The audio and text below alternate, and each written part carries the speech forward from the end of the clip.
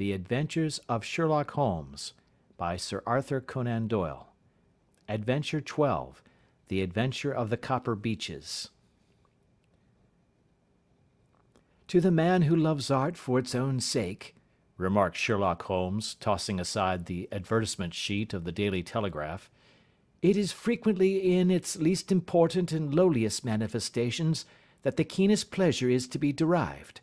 It is pleasant to me to observe, Watson, that you have so far grasped this truth that in these little records of our cases which you have been good enough to draw up, and, I am bound to say, occasionally to embellish, you have given prominence not so much to the many causes célèbres and sensational trials in which I have figured, but rather to those incidents which may have been trivial in themselves, but which have given room for those faculties of deduction and of logical synthesis which I have made my special province." "And yet," said I, smiling, "I cannot quite hold myself absolved from the charge of sensationalism which has been urged against my records."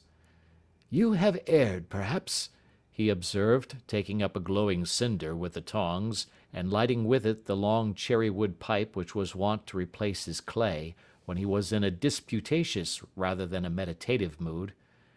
"You have erred, perhaps, in attempting to put colour and life into each of your statements, instead of confining yourself to the task of placing upon record that severe reasoning from cause to effect, which is really the only notable feature about the thing." "It seems to me that I have done you full justice in the matter," I remarked with some coldness, for I was repelled by the egotism which I had more than once observed to be a strong factor in my friend's singular character. "No, it is not selfishness or conceit," said he, answering, as was his wont, my thoughts rather than my words. "If I claim full justice for my art, it is because it is an impersonal thing, a thing beyond myself. Crime is common, logic is rare. Therefore, it is upon the logic rather than upon the crime that you should dwell. You have degraded what should have been a course of lectures into a series of tales." It was a cold morning of the early spring, and we sat after breakfast on either side of a cheery fire in the old room at Baker Street. A thick fog rolled down between the lines of dun-coloured houses, and the opposing windows loomed like dark, shapeless blurs through the heavy yellow wreaths. Our gas was lit, and shone on the white cloth and glimmer of china and metal, for the table had not been cleared yet. Sherlock Holmes had been silent all the morning, clipping continuously into the advertisement columns of a succession of papers, until at last, having apparently given up his search, he had emerged in no very sweet temper to lecture me upon my literary shortcomings.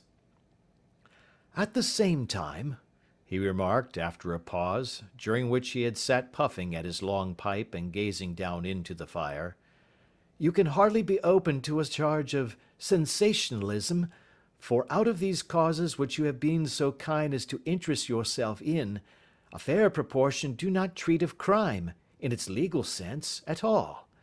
The small matter in which I endeavoured to help the King of Bohemia, the singular experience of Miss Mary Sutherland, the problem connected with the man with the twisted lip, and the incident of the noble bachelor, were all matters which are outside the pale of the law. But in avoiding the sensational, I fear that you may have bordered on the trivial." "The end may have been so," I answered, "but the methods I hold to have been novel and of interest." "Pshaw, my dear fellow!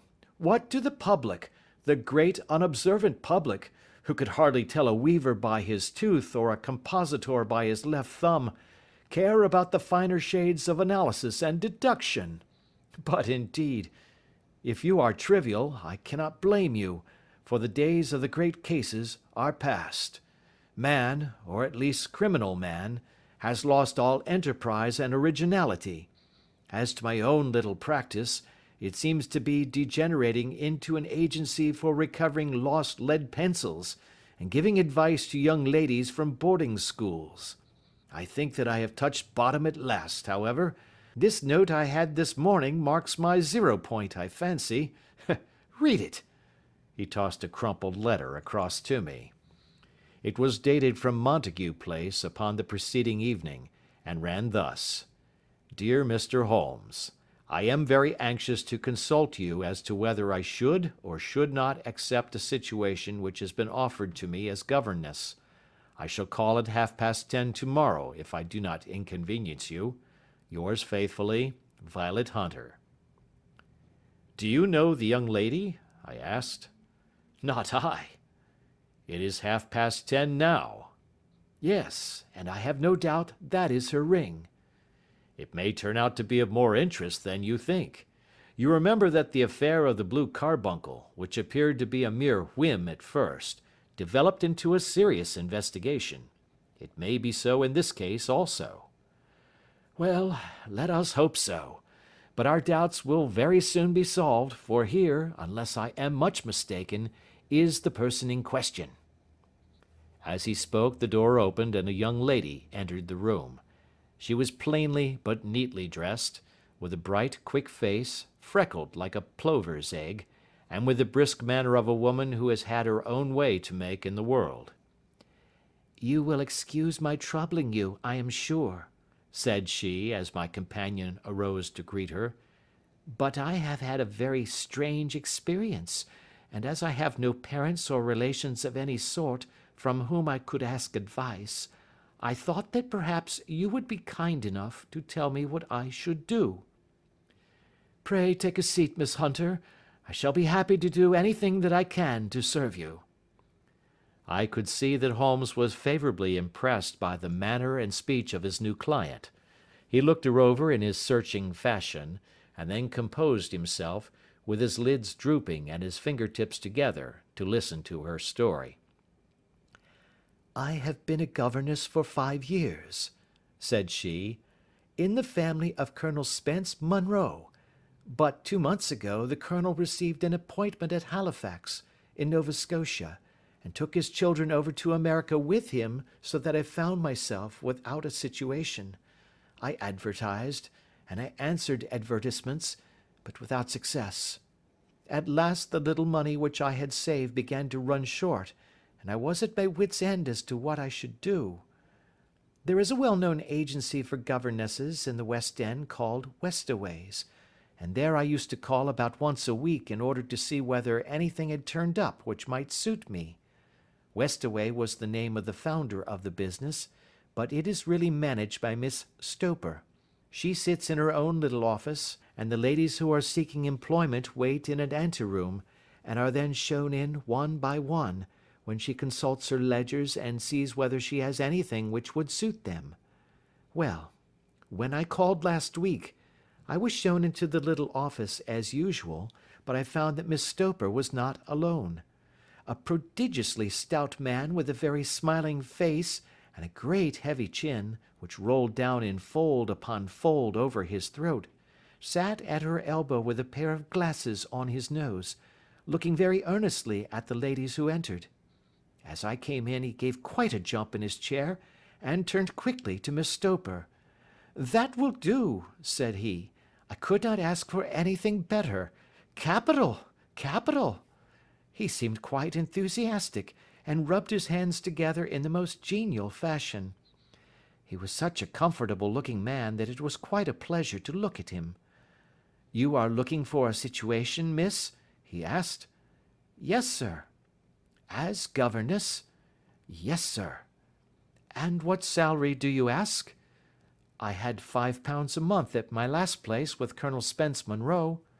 "Oh, tut, tut! Sweating! Rank sweating!" he cried, throwing his fat hands out into the air, like a man who is in a boiling passion. "How could anyone offer so pitiful a sum to a lady with such attractions and accomplishments?" "My accomplishments, sir, may be less than you imagine," said I. "A little French, a little German, music, and drawing—" "Tut, tut!" he cried. "This is all quite beside the question. The point is, have you or have you not the bearing and deportment of a lady? There it is in a nutshell. If you have not, you are not fitted for the rearing of a child who may some day play a considerable part in the history of the country. But if you have, Why, then, how could any gentleman ask you to condescend to accept anything under the 3 figures? Your salary with me, madam, would commence at £100 a year. You may imagine, Mr. Holmes, that to me, destitute as I was, such an offer seemed almost too good to be true. The gentleman, however, seeing perhaps the look of incredulity upon my face, opened a pocket-book and took out a note. It is also my custom, said he, smiling in the most pleasant fashion until his eyes were just 2 little shining slits amid the white creases of his face, to advance to my young ladies half their salary beforehand, so that they may meet any little expenses of their journey and their wardrobe. It seemed to me that I had never met so fascinating and so thoughtful a man. As I was already in debt to my tradesmen, the advance was a great convenience, and yet there was something unnatural about the whole transaction which made me wish to know a little more before I quite committed myself. May I ask where you live, sir? Said I. Hampshire. Charming rural place. The Copper Beeches, 5 miles on the far side of Winchester. It is the most lovely country, my dear young lady, and the dearest old country house. And my duties, sir? I should be glad to know what they would be. 1 child, one dear little romper just 6 years old. Oh, if you could see him killing cockroaches with a slipper. Smack, smack, smack. 3 gone before you could wink. He leaned back in his chair and laughed his eyes into his head again. I was a little startled at the nature of the child's amusement, but the father's laughter made me think that perhaps he was joking. My sole duties, then, I asked, are to take charge of a single child? No, no, not the sole, my dear young lady, he cried. Your duty would be, as I am sure your good sense would suggest, to obey any little commands my wife might give, provided always that they were such commands as a lady might with propriety obey. You see no difficulty, eh? I should be happy to make myself useful. Quite so. In dress now, for example. We are fatty people, you know, fatty but kind-hearted. If you were asked to wear any dress which we might give you, you would not object to our little whim, eh? No, said I, considerably astonished at his words. Or to sit here, or sit there, that would not be offensive to you? Oh, no. Or to cut your hair quite short before you come to us? I could hardly believe my ears. As you may observe, Mr. Holmes, my hair is somewhat luxuriant, and of a rather peculiar tint of chestnut. It is being considered artistic. I could not dream of sacrificing it in this off-hand fashion. I am afraid that that is quite impossible, said I. He had been watching me eagerly out of his small eyes, and I could see a shadow pass over his face as I spoke. I am afraid that it is quite essential, said he. It is a little fancy of my wife's, and ladies' fancies, you know, madam, ladies' fancies must be consulted. And so you won't cut your hair? No, sir, I really could not, I answered firmly. Ah, very well, then that quite settles the matter. It is a pity, because in other respects you would really have done very nicely. In that case, Miss Stoper, I had best inspect a few more of your young ladies. The manageress had sat all this while busy with her papers without a word to either of us, but she glanced at me now with so much annoyance upon her face that I could not help suspecting that she had lost a handsome commission through my refusal. Do you desire your name to be kept upon the books? She asked. If you please, Miss Stoper. Well, really, it seems rather useless, since you refuse the most excellent offers in this fashion, said she sharply. You can hardly expect us to exert ourselves to find another such opening for you. Good day to you, Miss Hunter. She struck a gong upon the table, and I was shown out by the page. Well, Mr. Holmes, when I got back to my lodgings, and found little enough in the cupboard, and 2 or 3 bills upon the table, I began to ask myself whether I had not done a very foolish thing.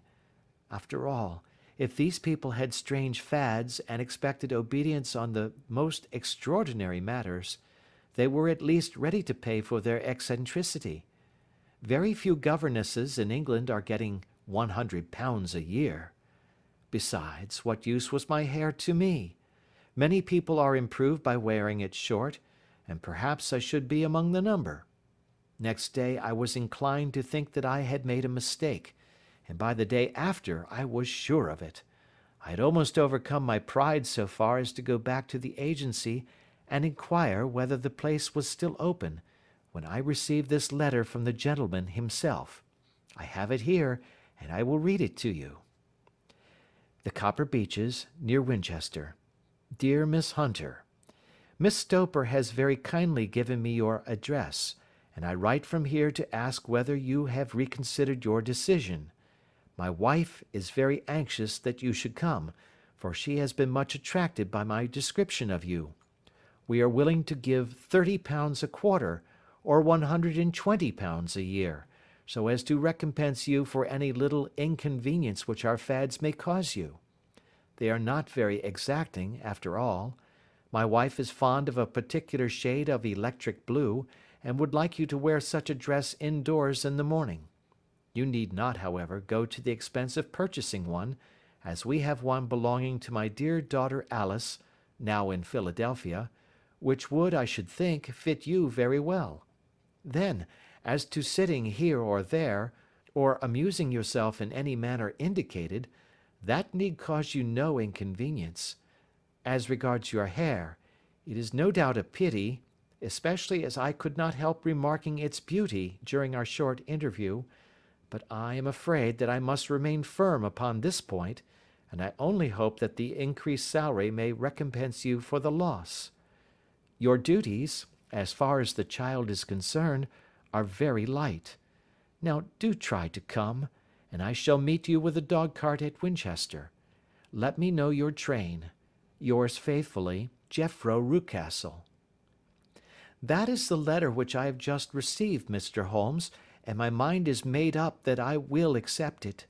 I thought, however, that before taking the final step I should like to submit the whole matter to your consideration. Well, Miss Hunter, if your mind is made up, that settles the question, said Holmes, smiling. But you would not advise me to refuse? I confess that it is not the situation which I should like to see a sister of mine apply for.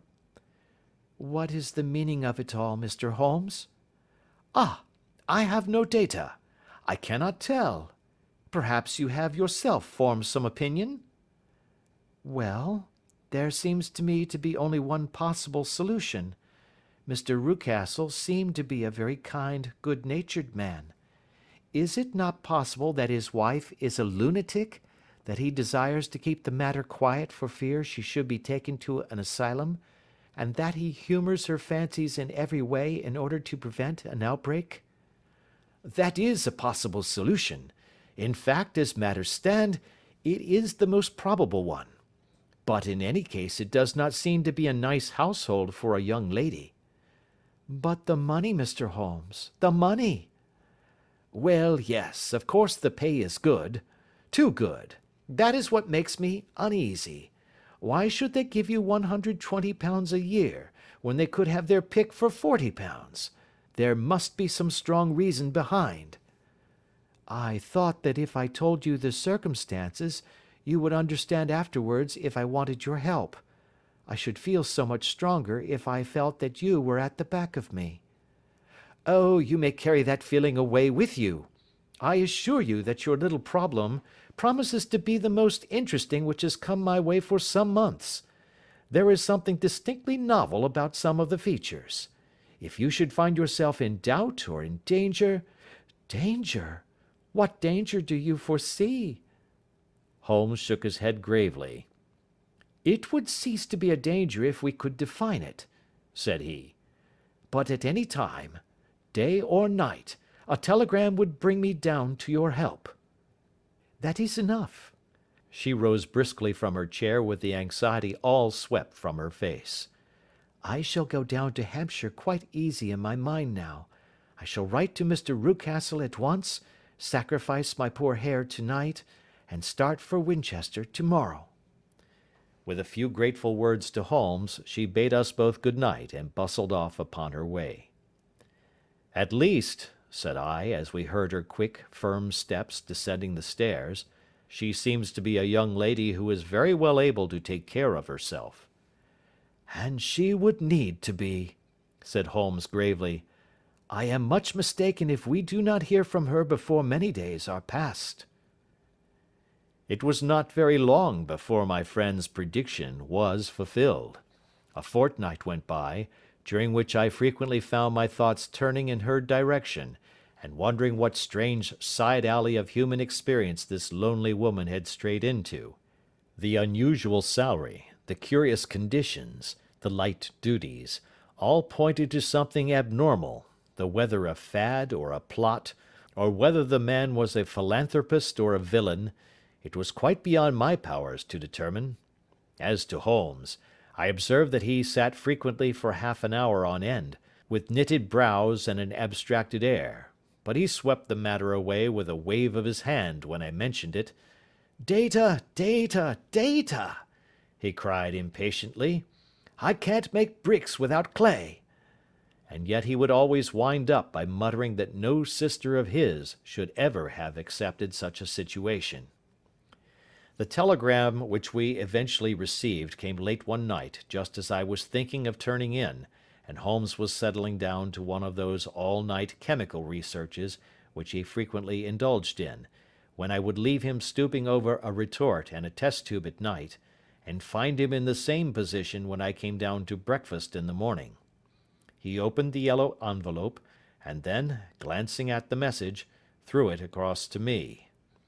"Just look up the trains in Bradshaw," said he, and turned back to his chemical studies. The summons was a brief and urgent one. "Please be at the Black Swan Hotel at Winchester at midday tomorrow," it said. "Do come. I am at my wit's end.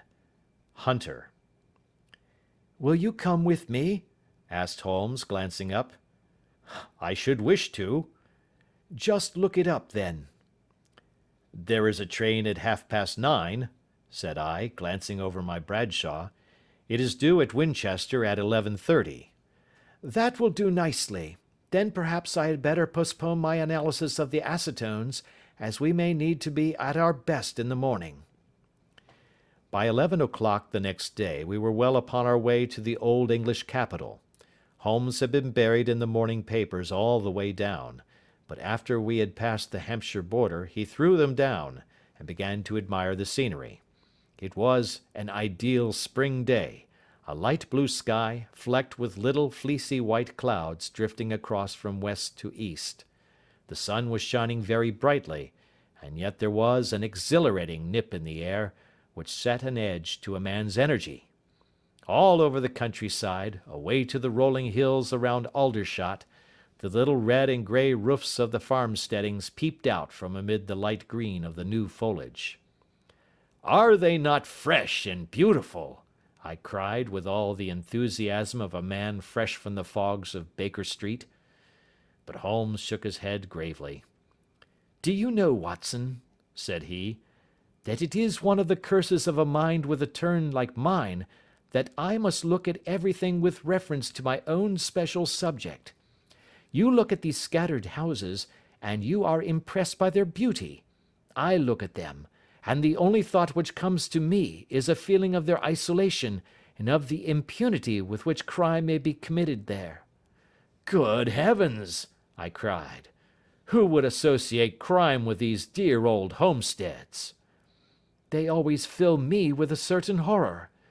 It is my belief, Watson, founded upon my experience, that the lowest and vilest alleys in London do not present a more dreadful record of sin than does the smiling and beautiful countryside."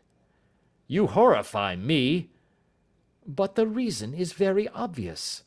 The pressure of public opinion can do in the town what the law cannot accomplish.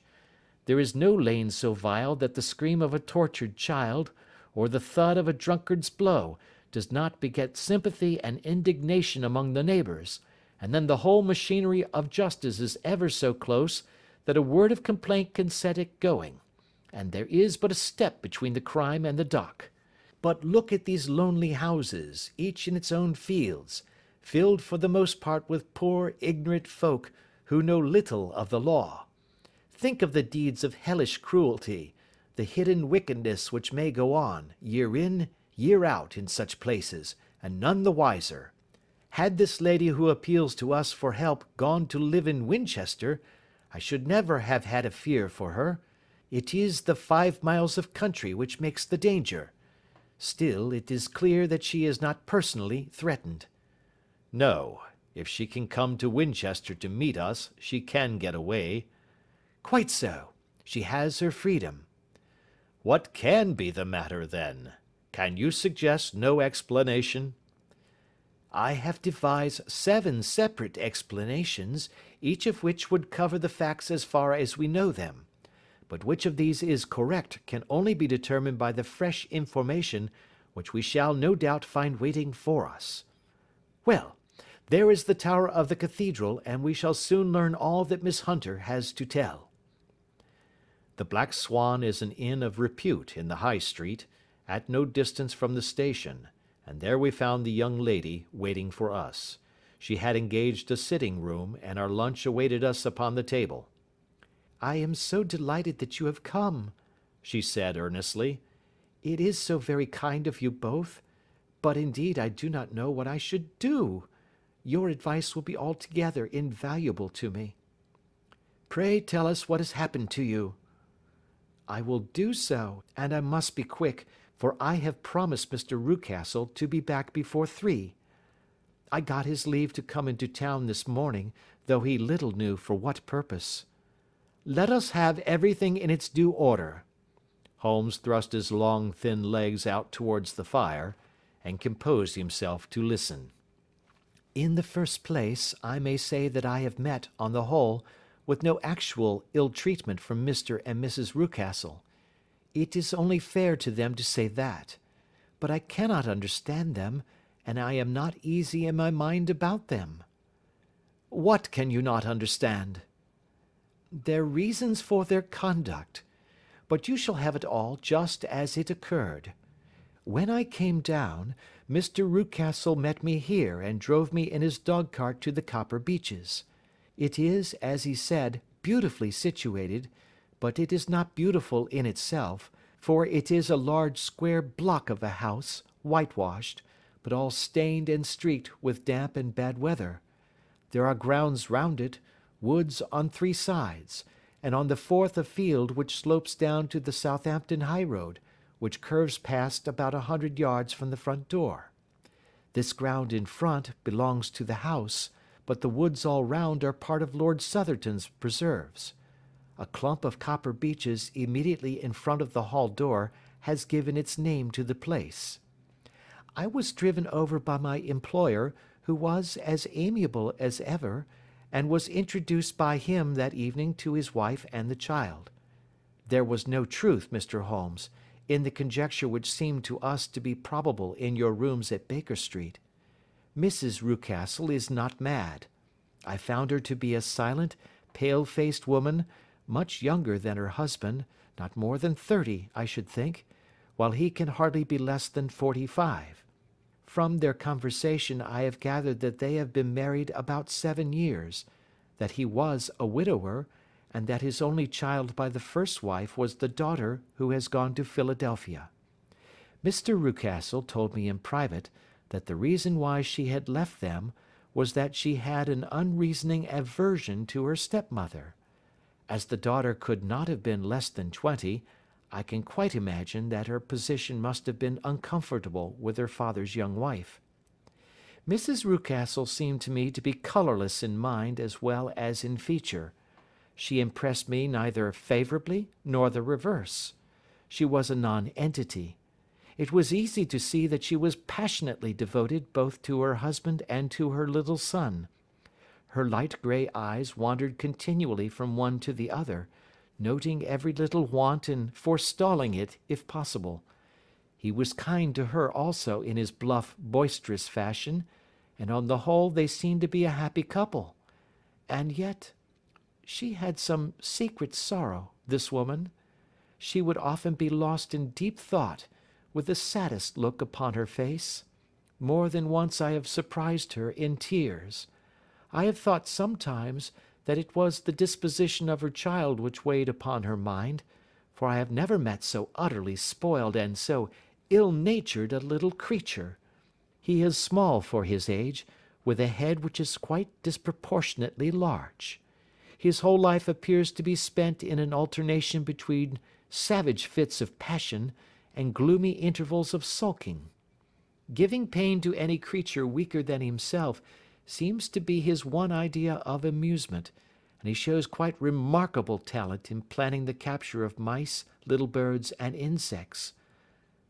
But I would rather not talk about the creature, Mr. Holmes, and indeed he has little to do with my story. I am glad of all details, remarked my friend, whether they seem to you to be relevant or not. I shall try not to miss anything of importance. The one unpleasant thing about the house, which struck me at once, was the appearance and conduct of the servants. There are only two, a man and his wife. Toller, for that is his name, is a rough, uncouth man, with grizzled hair and whiskers, and a perpetual smell of drink. Twice since I have been with them he has been quite drunk, and yet Mr. Rucastle seemed to take no notice of it. His wife is a very tall and strong woman with a sour face, as silent as Mrs. Rucastle, and much less amiable. They are a most unpleasant couple, but fortunately I spend most of my time in the nursery and my own room, which are next to each other in one corner of the building. For 2 days after my arrival at the Copper Beeches my life was very quiet. On the 3rd, Mrs. Rucastle came down just after breakfast and whispered something to her husband. "Oh, yes," said he, turning to me, "we are very much obliged to you, Miss Hunter, for falling in with our whims so far as to cut your hair. I assure you that it has not detracted in the tiniest iota from your appearance. We shall now see how the electric blue dress will become you. You will find it laid out upon the bed in your room, and if you would be so good as to put it on, we should both be extremely obliged." The dress which I found waiting for me was of a peculiar shade of blue. It was of excellent material, a sort of beige, but it bore unmistakable signs of having been worn before. It could not have been a better fit if I had been measured for it. Both Mr. and Mrs. Rucastle expressed a delight at the look of it, which seemed quite exaggerated in its vehemence.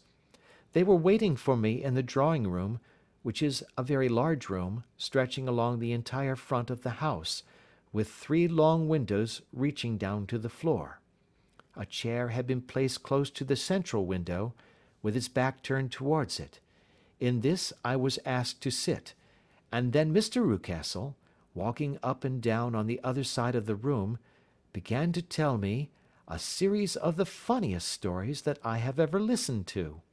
You cannot imagine how comical he was, and I laughed until I was quite weary. Mrs. Rucastle, however, who has evidently no sense of humour, never so much as smiled, but sat with her hands in her lap and a sad, anxious look upon her face. After an hour or so, Mr. Rucastle suddenly remarked that it was time to commence the duties of the day, and that I might change my dress and go to little Edward in the nursery. 2 days later the same performance was gone through under exactly similar circumstances. Again I changed my dress, again I sat in the window, and again I laughed very heartily at the funny stories of which my employer had an immense repertoire, and which he told inimitably. Then he handed me a yellow-backed novel, and moving my chair a little sideways, that my own shadow might not fall upon the page, he begged me to read aloud to him. I read for about 10 minutes, beginning in the heart of a chapter, and then suddenly, in the middle of a sentence, he ordered me to cease and to change my dress. You can easily imagine, Mr. Holmes, How curious I was as to what the meaning of this extraordinary performance could possibly be. They were always very careful, I observed, to turn my face away from the window, so that I became consumed with the desire to see what was going on behind my back. At first it seemed to be impossible, but I soon devised a means. My hand mirror had been broken, so a happy thought seized me, and I concealed a piece of the glass in my handkerchief.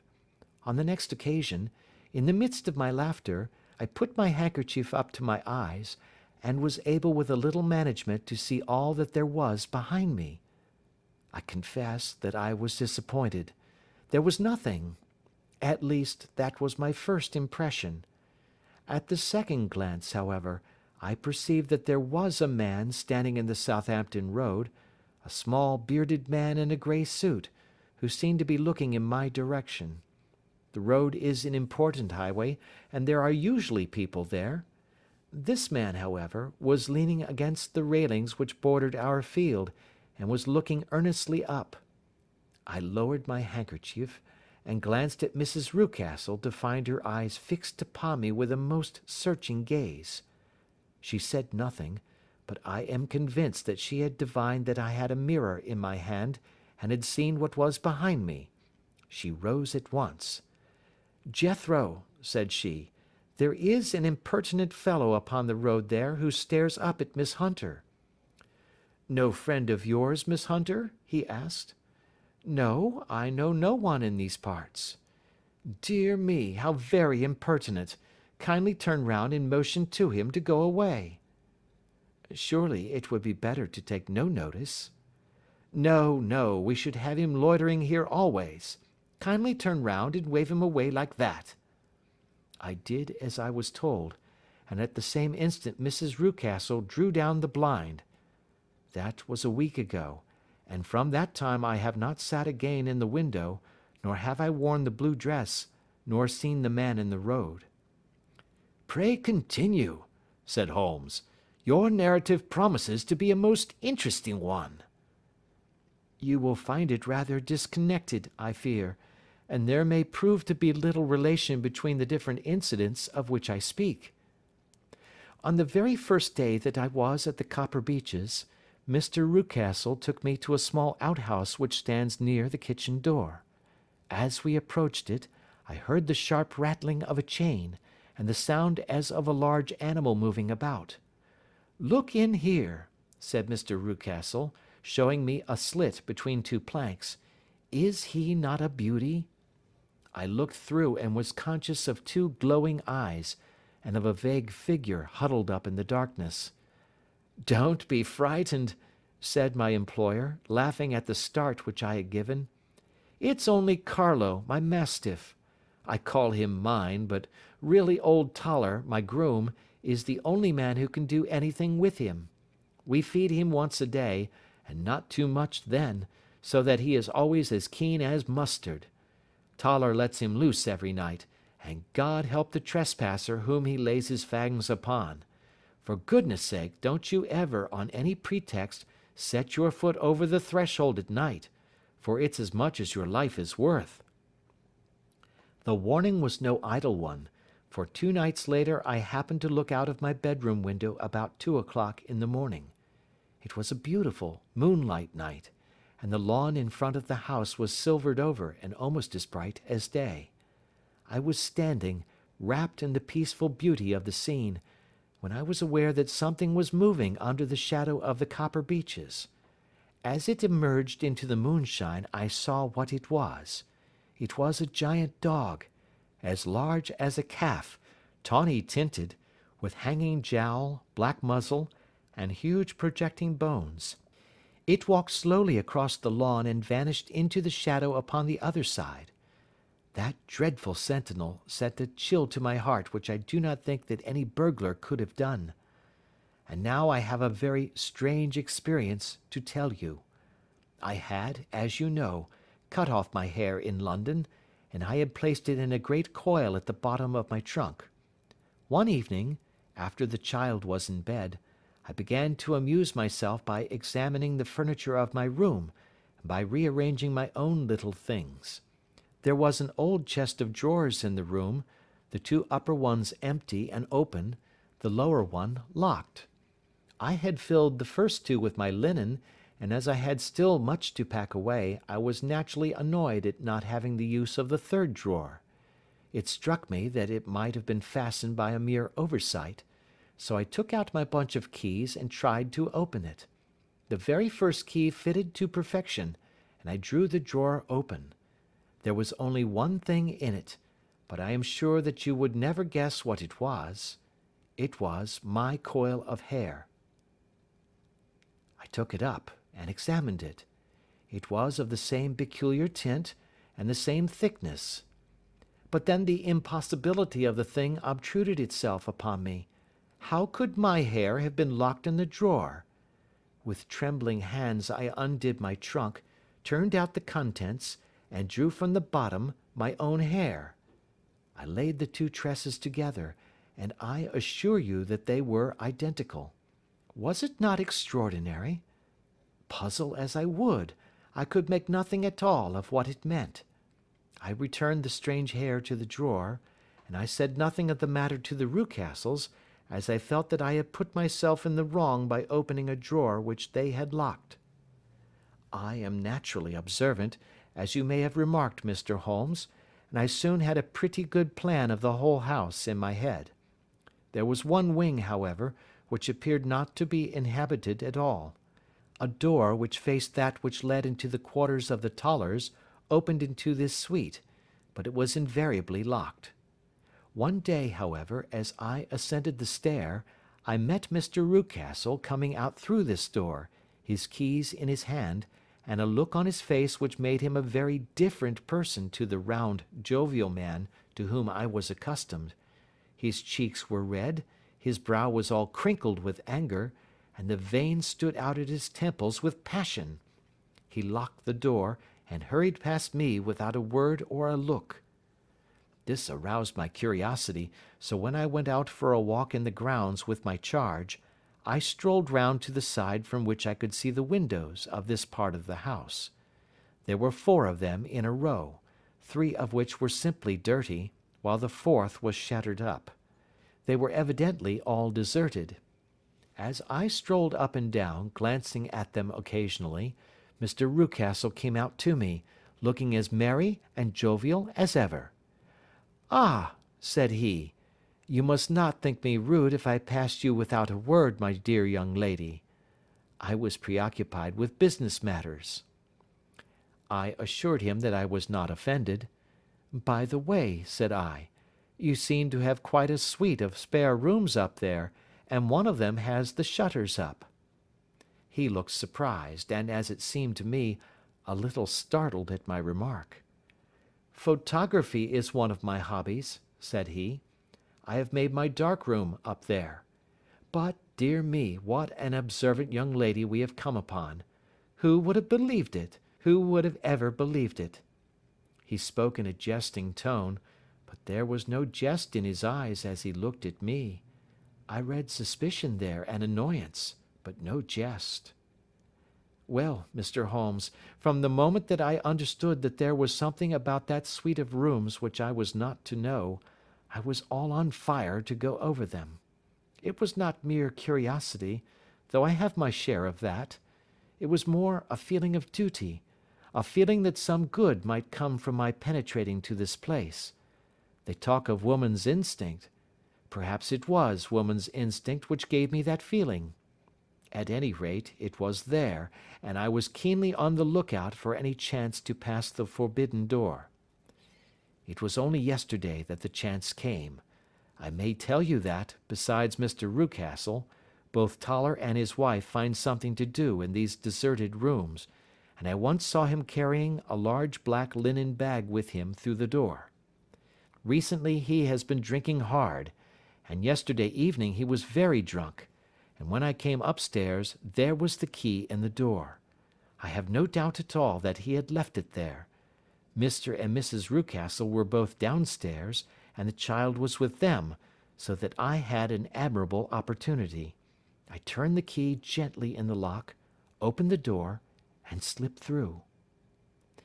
There was a little passage in front of me, unpapered and uncarpeted, which turned at a right angle at the farther end. Round this corner were 3 doors in a line, the first and third of which were open. They each led into an empty room, dusty and cheerless, with 2 windows in the one and one in the other, so thick with dirt that the evening light glimmered dimly through them. The centre door was closed, and across the outside of it had been fastened one of the broad bars of an iron bed, padlocked at one end to a ring in the wall, and fastened at the other with stout cord. The door itself was locked as well, and the key was not there. This barricaded door corresponded clearly with the shuttered window outside, and yet I could see by the glimmer from beneath it that the room was not in darkness. Evidently there was a skylight which let in light from above. As I stood in the passage gazing at the sinister door and wondering what secret it might veil, I suddenly heard the sound of steps within the room, and saw a shadow pass backward and forward against the little slit of dim light which shone out from under the door. A mad, unreasoning terror rose up in me at the sight, Mr. Holmes. My overstrung nerves failed me suddenly, and I turned and ran as though some dreadful hand were behind me clutching at the skirt of my dress. I rushed down the passage, through the door, and straight into the arms of Mr. Rucastle, who was waiting outside. "So," said he, smiling, "it was you, then. I thought that it must be when I saw the door open." "Oh, I am so frightened," I panted. My dear young lady, you cannot think how caressing and soothing his manner was. And what has frightened you, my dear young lady?" But his voice was just a little too coaxing. He overdid it. I was keenly on my guard against him. "I was foolish enough to go into the empty wing," I answered, "but it is so lonely and eerie in this dim light that I was frightened and ran out again. Oh, it is so dreadfully still in there." "Only that?" said he, looking at me keenly. "Why, what did you think?" I asked. "Why do you think that I locked this door?" "I am sure that I do not know." "It is to keep people out who have no business there. Do you see?" He was still smiling in the most amiable manner. "I am sure if I had known—" "Well then, you know now. And if you ever put your foot over that threshold again—" Here in an instant the smile hardened into a grin of rage, and he glared down at me with the face of a demon. "I'll throw you to the mastiff." I was so terrified that I do not know what I did. I suppose that I must have rushed past him into my room. I remember nothing until I found myself lying on my bed trembling all over. Then I thought of you, Mr. Holmes. I could not live there longer without some advice. I was frightened of the house, of the man, of the woman, of the servants, even of the child. They were all horrible to me. If I could only bring you down, all would be well. Of course I might have fled from the house, but my curiosity was almost as strong as my fears. My mind was soon made up. I would send you a wire. I put on my hat and cloak, went down to the office, which is about half a mile from the house, and then returned, feeling very much easier. A horrible doubt came into my mind as I approached the door, lest the dog might be loose, but I remembered that Toller had drunk himself into a state of insensibility that evening, and I knew that he was the only one in the household who had any influence with the savage creature, or who would venture to set him free. I slipped in safety, and lay awake half the night in my joy at the thought of seeing you. I had no difficulty in getting leave to come into Winchester this morning, but I must be back before 3 o'clock, for Mr. and Mrs. Rucastle are going on a visit, and will be away all the evening, so that I must look after the child. Now I have told you all my adventures, Mr. Holmes, and I should be very glad if you could tell me what it all means, and above all, what I should do. Holmes and I had listened spellbound to this extraordinary story. My friend rose now and paced up and down the room, his hands in his pockets, and an expression of the most profound gravity upon his face. "Is Toller still drunk?" he asked. "Yes, I heard his wife tell Mrs. Rucastle that she could do nothing with him." "That is well. And the Rucastles go out to-night?" "Yes." "Is there a cellar with a good strong lock?" "Yes, the wine cellar." "You seem to me to have acted all through this matter like a very brave and sensible girl, Miss Hunter. Do you think that you could perform one more feat? I should not ask it of you if I did not think you a quite exceptional woman." "I will try. What is it?" "We shall be at the Copper Beeches by 7 o'clock, my friend and I. The Rucastles will be gone by that time, and Toller will, we hope, be incapable. There only remains Mrs. Toller, who might give the alarm. If you could send her into the cellar on some errand, and then turn the key upon her, you would facilitate matters immensely." "I will do it." "Excellent. We shall then look thoroughly into the affair. Of course, there is only one feasible explanation. You have been brought there to personate someone, and the real person is imprisoned in this chamber. That is obvious. As to who this prisoner is, I have no doubt that it is the daughter, Miss Alice Rucastle, if I remember right, who was said to have gone to America. You were chosen, doubtless, as resembling her in height, figure, and the colour of your hair. Hers had been cut off, very possibly in some illness through which she has passed, and so of course yours had to be sacrificed also. By a curious chance you came upon her tresses.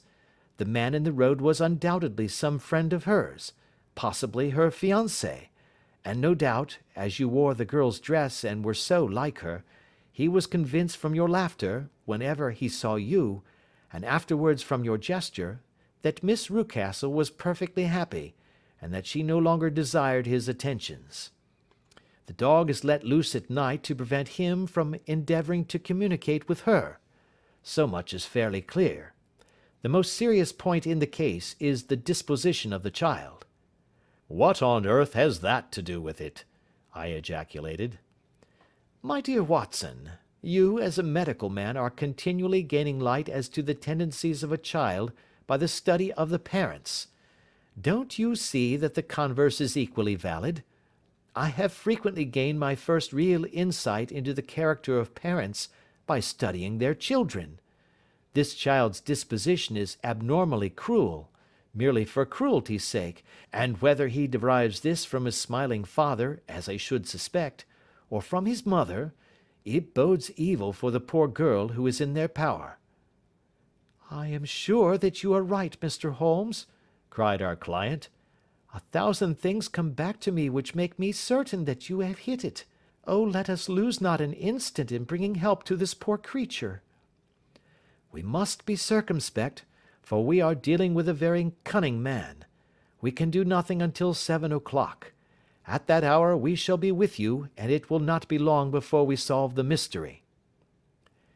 We were as good as our word, for it was just 7 when we reached the Copper Beeches, having put up our trap at a wayside public-house.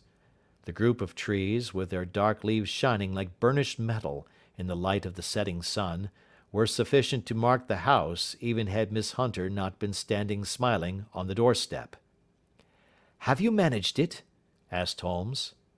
A loud thudding noise came from somewhere downstairs. "That is Mrs. Toller in the cellar," said she. "Her husband lies snoring on the kitchen rug. Here are his keys, which are the duplicates of Mr. Rucastle's." "You have done well indeed," cried Holmes with enthusiasm. "Now lead the way, and we shall soon see the end of this black business." We passed up the stair, unlocked the door, followed on down a passage, and found ourselves in front of the barricade which Miss Hunter had described. Holmes cut the cord and removed the transverse bar. Then he tried the various keys in the lock, but without success. No sound came from within, and at the silence Holmes's face clouded over. "I trust that we are not too late," said he.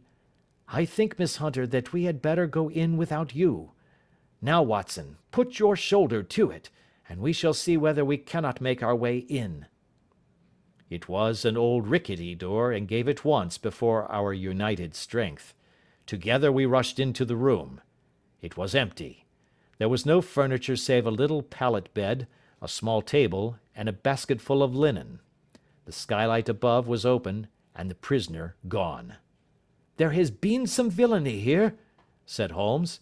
"This beauty has guessed Miss Hunter's intentions and has carried his victim off." "But how?" "Through the skylight. We shall soon see how he managed it." He swung himself up onto the roof. "Ah, yes," he cried. "Here's the end of a long light ladder against the eaves. That is how he did it." "But it is impossible," said Miss Hunter. "The ladder was not there when the Rucastles went away." "He has come back and done it. I tell you that he is a clever and dangerous man. I should not be very much surprised if this were he whose step I hear now upon the stair. I think, Watson, that it would be as well for you to have your pistol ready." The words were hardly out of his mouth before a man appeared at the door of the room, a very fat and burly man, with a heavy stick in his hand. Miss Hunter screamed and shrunk against the wall at the sight of him, but Sherlock Holmes sprang forward and confronted him. "You villain!" said he. "Where's your daughter?" The fat man cast his eyes round and then up at the open skylight. "It is for me to ask you that!" he shrieked. "You thieves! Spies and thieves! I have caught you, have I? You are in my power! I'll serve you!" He turned and clattered down the stairs as hard as he could go. "He's gone for the dog," cried Miss Hunter. "I have my revolver," said I. "Better close the front door," cried Holmes, and we all rushed down the stairs together.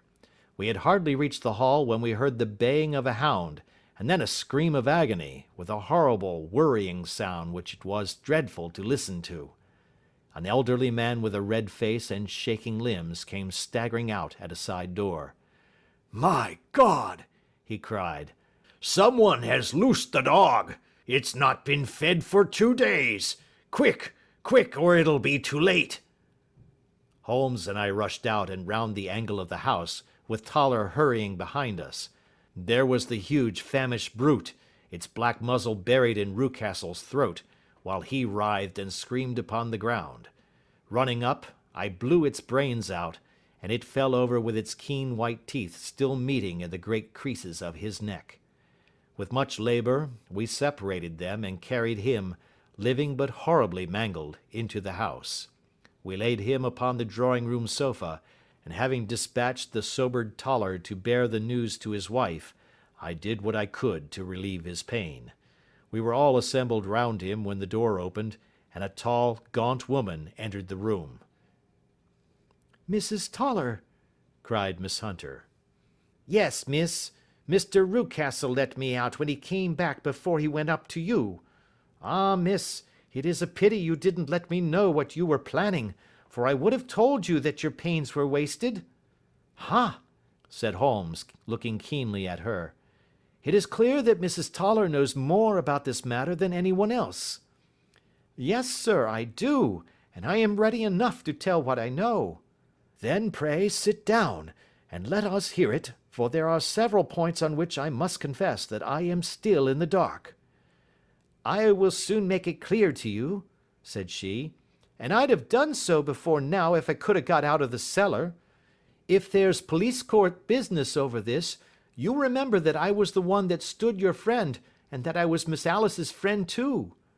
She was never happy at home, Miss Alice wasn't, from the time that her father married again. She was slighted like and had no say in anything, but it never really became bad for her until after she met Mr. Fowler at a friend's house. As well as I could learn, Miss Alice had rights of her own by will, but she was so quiet and patient she was, that she never said a word about them but just left everything in Mr. Rucastle's hands. He knew he was safe with her, but when there was a chance of a husband coming forward who would ask for all that the law would give him, then her father thought it time to put a stop on it. He wanted her to sign a paper, so that whether she married or not, he could use her money. When she wouldn't do it, He kept on worrying her until she got brain fever, and for 6 weeks was at death's door. Then she got better at last, all worn to a shadow, and with her beautiful hair cut off. But that didn't make no change in her young man, and he stuck to her as true as men could be." "Ah," said Holmes, "I think that what you have been good enough to tell us makes the matter fairly clear, and that I can deduce all that remains. Mr. Rucastle, then, I presume, took to the system of imprisonment?" "Yes, sir." "And brought Miss Hunter down from London, in order to get rid of the disagreeable persistence of Mr. Fowler?" "That was it, sir. But Mr. Fowler, being a persevering man, as a good seaman should be, blockaded the house, and having met you, succeeded by certain arguments, metallic or otherwise, in convincing you that your interests were the same as his." "Mr. Fowler was a very kind-spoken, free-handed gentleman," said Mrs. Toller serenely. "And in this way he managed that your good man should have no want of drink, and that a ladder should be ready at the moment when your master had gone out. You have it, sir, just as it happened." "I am sure we owe you an apology, Mrs. Toller," said Holmes, "for you have certainly cleared up everything which puzzled us. And here comes the country surgeon and Mrs. Rucastle. So I think, Watson, that we had best escort Miss Hunter back to Winchester, as it seems to me that our locus standi now is rather a questionable one." And thus was solved the mystery of the sinister house with the copper beeches in front of the door. Mr. Rucastle survived, but was always a broken man, kept alive solely through the care of his devoted wife. They still live with their old servants, who probably know so much of Rucastle's past life that he finds it difficult to part from them. Mr. Fowler and Miss Rucastle were married, by special license, in Southampton the day after their flight, and he is now the holder of a government appointment in the island of Mauritius. As to Miss Violet Hunter, my friend Holmes, rather to my disappointment, manifested no further interest in her when once she had ceased to be the centre of one of his problems, and she is now the head of a private school at Walsall, where I believe that she has met with considerable success. That is the end of our adventure number 12, and we thank you for listening to our book.